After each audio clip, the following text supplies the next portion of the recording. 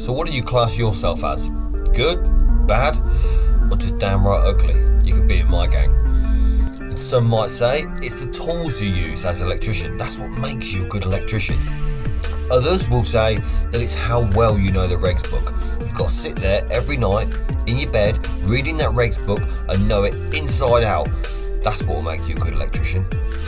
But how do you actually determine a good electrician from a bad one? Toolbox talks for electricians, helping electricians reduce stress, gain back time, and earn more money. Hello and welcome back once again. My name is Ben Poulter, your host of Toolbox Talks for Electricians, officially classed as the best electrician in the world, and that is said by me. So I don't know if that counts or not, but to be honest, I have been called a lot of things in my day, and some always not just an electrician. But what actually makes you a good spark? There are a number of things that electricians need to know to make them a good electrician or even a successful electrician. One of the main things, of course, is it's knowing your stuff. It's knowing the right cable sizes that you need to install for an installation. Maybe if it's a lighting circuit, whether it's going to be 1mm, 2.5 or 1.5. Or even your socket circuits, whether that's going to be wired in maybe a 2.5 or a 6mm cable. But then also, is that cable suitable for the environment of the installation? You could quite easily wire a radial circuit to a kitchen in 2.5 on a 16 amp circuit. Yep, that'd be fantastic, and them sockets will work. They'll work when you test them and they'll test out fine. But as soon as you go and put the washing machine on with the tumble dryer and maybe boil the kettle with the microwave with your cup of soup in it, that's going to trip the circuit. And some people with a small amount of knowledge, they'll just think you can upgrade the fuse. That'll do it. Not necessarily true. Well, not true at all, to be honest. And that's the thing that you see a lot of electricians. A small amount of knowledge, it can be dangerous. You might get a job where a customer says, right, I just want a double socket here. All I'm going to do is plug my lamp into it. But what if that customer sells a house, someone comes along, and they want to plug more than a lamp into it. They might want to plug a couple of heaters into it. So you've got to install that socket capable enough to pull a sufficient amount for a 13 amp socket. You can argue that knowledge comes with experience, and it does, to be honest, doesn't it? Let's be honest. The more you've done it, the better you are at it. You can get an electrician to come round where you've got a fault, and they could probably find the fault within 2 minutes because they know common things that happen, and then common things to check to make sure that installation is right or why it's tripping. Where you might get someone with a little bit less experience that will rip that installation to bits before they find the fault. It's happened to me before where I've been to a property where they said, we had an electrician, he came in and he installed a double socket. But every time he plugs something into it and it's under load, it trips the RCD. Well, if you're an electrician, you're definitely thinking now, the neutral's in the wrong side of the neutral bar in the board. And that's exactly what it was. It was something that simple that an electrician with plenty of knowledge should have known. When you install a socket, you make sure it's on the right side of the neutral bar. If it's a dual RCD board, then there's 2 neutral bars in there. So you make sure that neutral is in the right position for it to work properly and efficiently. The thing is, once you installed that circuit, you did your IR readings and your loop test, and it probably tested out fine. But the thing is, as soon as it's under load, it's not going to work. And these are the things that electricians with experience will know. And it's little things like that that are actually that simple when you know your stuff as an electrician. But then some people might say you have to have all the latest top-notch equipment and the most fancy tools, all VDE and insulated, to be able to be a good electrician. And I'll be the first to admit that spending a decent amount of money on your tools and to have good quality tools, it does make your life a lot easier, but not necessarily make you a better electrician. I do know that there are electricians out there that turn up to a job with a bucket with all their kit in, and they get the job done. They're good electricians. They get it done properly and they get it done efficiently and safely. That's the main thing. To get the electrician that comes around your house to install anything, you want it to be safe at the end of the day. The last thing you want is it to trip off and catch fire. But the only thing is, do you think that made a good impression on the customer, maybe turning up with a bucket full of tools? I may be being a little bit vain here, or you might not agree with me at all, But if you turn up with a bucket full of tools compared to a decent tool bag with all your tools organised and everything in there in its right little position, a lot of electricians, they like having their tools all set out nice and neat. It makes your life a lot easier. So you can go and grab a terminal easy, you can go grab a Stanley knife easy, you can get things easier when you're actually doing the job. But does it make you a better electrician having all these tools? Do you think that it makes that customer look at the electrician and give them a bit more, I don't know, trust in maybe doing the job if they turn up with a bucket or a tool bag? I think that if you turn up with a tool bag, the customer's going to look at you and think, right, yeah, this guy's professional. He spends money on tools and he invests in himself maybe with a decent tool bag. So I think the impression that it gives a customer with a tool bag is a better one. I've had it before where I've had a gardener around the house. He's turned up in a state car and he's got all his old rusty tools out the back. And yes, he's done the job and he's done it. Well, in my eyes, he's done it decent. But he's left all the trimmings and I've got to basically get rid of them. Compared to another guy that I employed to turn up in a pickup and he had all the petrol tools. It took him half as long because he had some quite expensive equipment to trim all these hedges and do all the gardening. And he took the trimmings away. I'm going to ring that guy again. That's the same guy that I'm going to ring every time because he takes the trimmings away. He gets it done a lot quicker. I probably paid him double the amount, but it's made it worth my while sort of thing. If the value of it to me was a lot more. I do feel sorry for the guy with the estate car that turned up with all rusty tools to do the gardening because he was a lovely bloke. But the other guy with the tipper that did charge me more money, it just made my life easier. All I wanted was that garden nice and tidy and not have to nip down the tip with a van full of scrubs and the van full of offcuts of the trees and the bushes. I just wanted someone else to do it for me. And that is what makes a business more efficient, when you can do stuff like that. Because I think many of the things that electricians class that it makes you a good electrician, the customers might not see it the same way.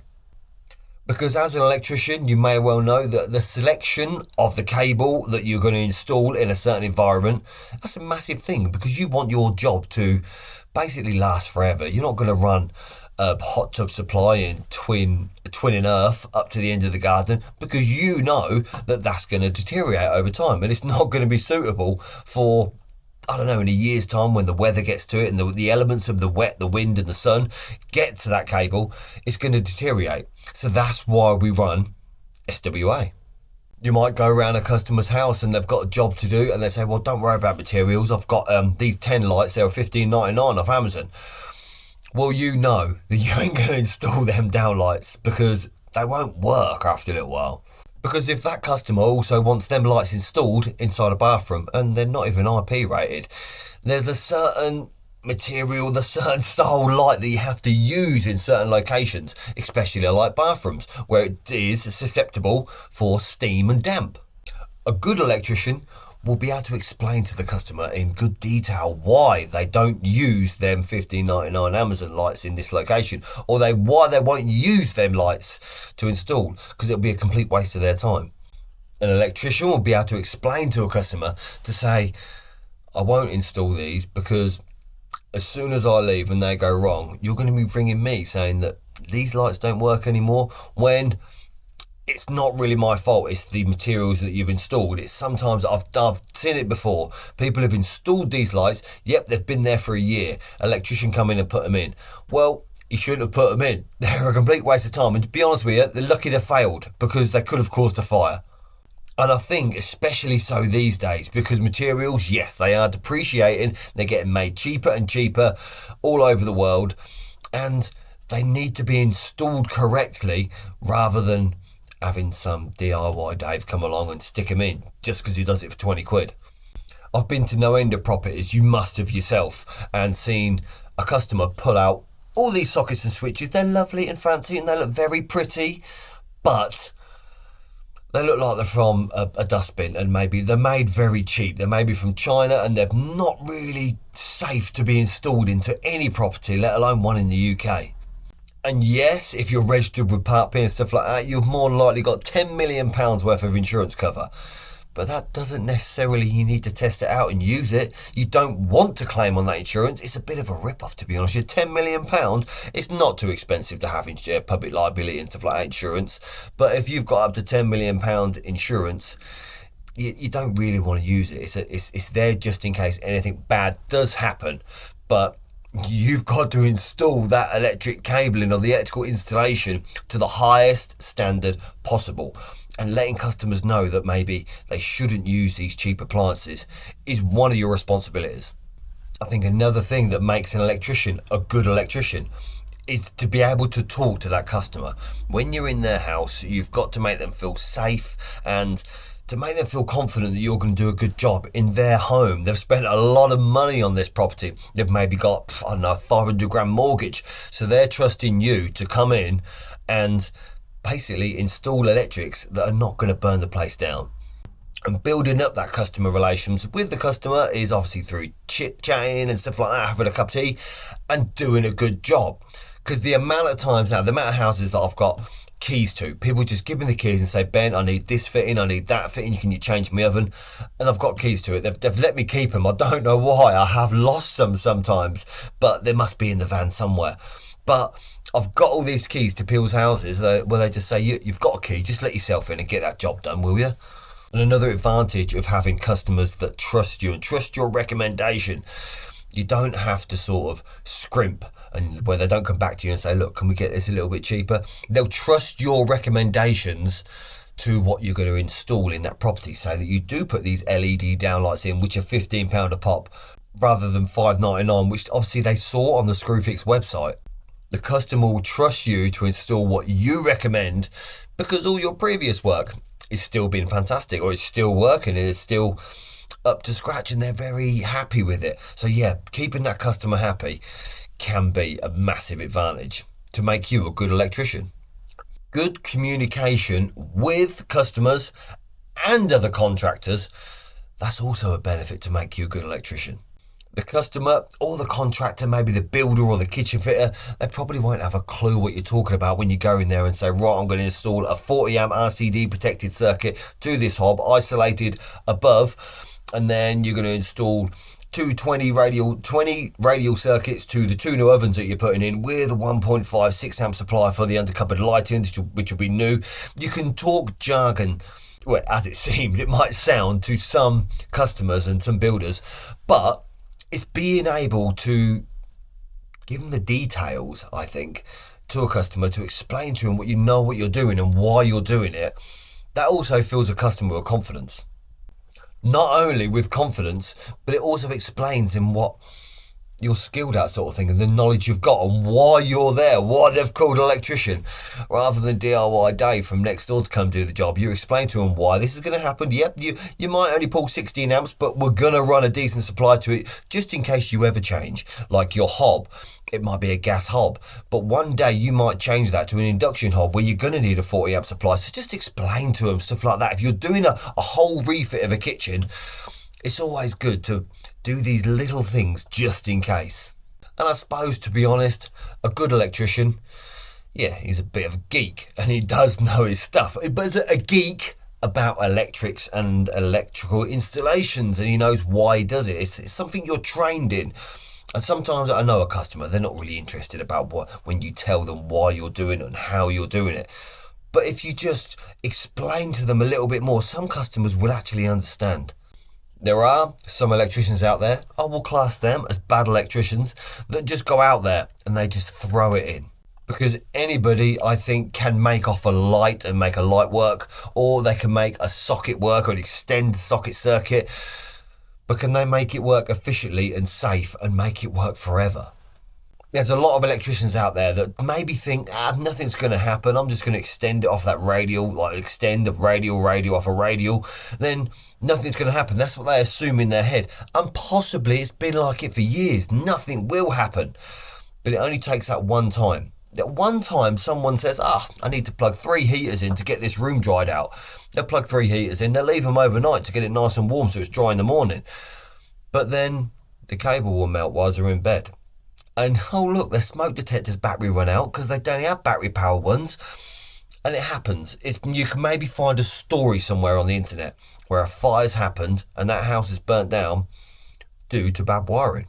A good electrician will always test his supply and they'll make sure, even though you're confident that you've done that job well and everything's tight and everything's spot on, you run a little test on it. A loop test, an IR test. You test that circuit as well, just to make sure, because I've done it before where you think, right, yeah, that's nice and tight, but in the switch over time, it could come out. It's a little bit loose and that'll get picked up on your testing. So if you think, right, that's a bit of a high reading for a new installation, then you know to go back and check that wiring, give it a tug test, and if it comes out, it was loose, so you got to sort that out. Don't be one of these electricians that just do it to get paid. There we go, cash is king, give me the cash, jump in the van and they're gone. By the time they've gone down the road, the freaking thing's gone off. Any installation or any electrical work I've done for a customer, if they ever call me up in a little bit of a mood and say, this circuit that you put in, it keeps tripping. In effect, that's good. Glad it's doing its job. I've done a proper install. It's tripping the fuse for a reason. And 9 times out of 10, you go around there and yeah, did your little lad kick his football at that light? It's got a crack in it and it's got water in it over time. So something like that, or they might have smashed the outside socket or something like that. There's more likely, these are the things that happen all the time. They've smashed something outside, water's got in and it's tripping the fuse. I always say I'd rather it trip the fuse and you be able to get on the phone and shout and holler and scream at me than not be able to do it because the house has caught fire and you're dead. And I think that is what makes a good electrician. So carry on being a good electrician rather than a bad one.